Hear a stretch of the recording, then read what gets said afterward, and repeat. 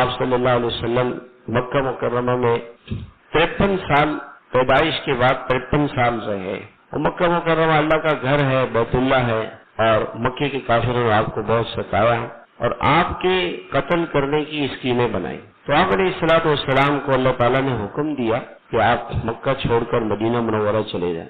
رات کا وقت تھا.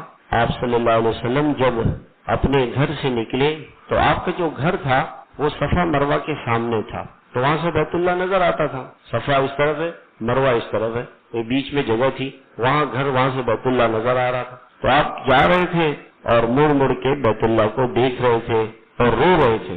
آپ کی آنکھوں سے آنسو بہ رہے تھے اور آپ فرما رہے تھے کہ یہ مکہ تو اللہ کا محبوب ترین شہر ہے، اس لیے مجھے بھی محبوب ہے، اور اگر یہ مکے والے مجھے مکہ سے نہ نکالتے تو میں کبھی یہاں سے نہ نکلتا. یہ مجھے نکال رہے ہیں. اللہ تعالیٰ نے قرآن کی آیتیں نازل فرمائی، آپ کو تسلی دی کہ نبی جی ان الذی فرض علیک القرآن لرادک الی معاد. خلاصہ یہ ہے کہ اللہ آپ کو واپس لائیں گے، آپ فکر نہ کریں. اتنی سختی تکلیف میں جان کے در پہ ہو گئے، آپ کو قتل کرنے کے در پہ ہو گئے، بلا وجہ کے مکے سے آپ کو نکالا، آپ کو تکلیفیں پہنچائی. پھر جب آپ مدینہ منورہ چلے گئے، وہاں پہ بدر میں آئے لڑنے کے لیے، احد میں آئے لڑنے کے لیے، خندق میں آئے لڑنے کے لیے، آپ کے ساتھ صلح کی.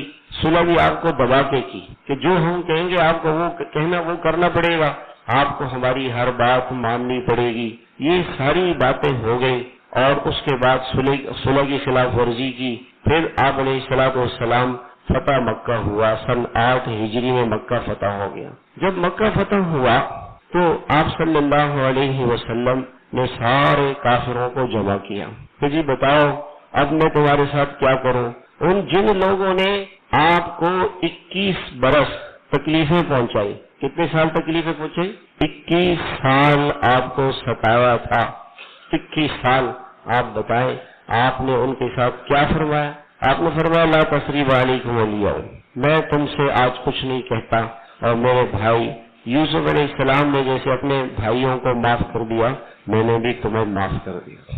21 سال کے مجرموں کو 21 سال کے مجرموں کو صرف آپ کی ان کے ساتھ کوئی دشمنی نہیں تھی، آپ تو ان کو اللہ کا پیغام پہنچا رہے تھے. یہی کہہ رہے تھے کہ دیکھو اللہ کو راضی کر لو، اللہ کی مان لو، اللہ کی نافرمانی نہیں کرو، خدا کی زمین پہ رہتے ہو، اللہ کی بندگی کرو. یہ آپ فرما رہے تھے اور وہ آپ کے دشمن بن کے انہوں نے آپ کے ساتھ کیا کچھ نہیں کیا.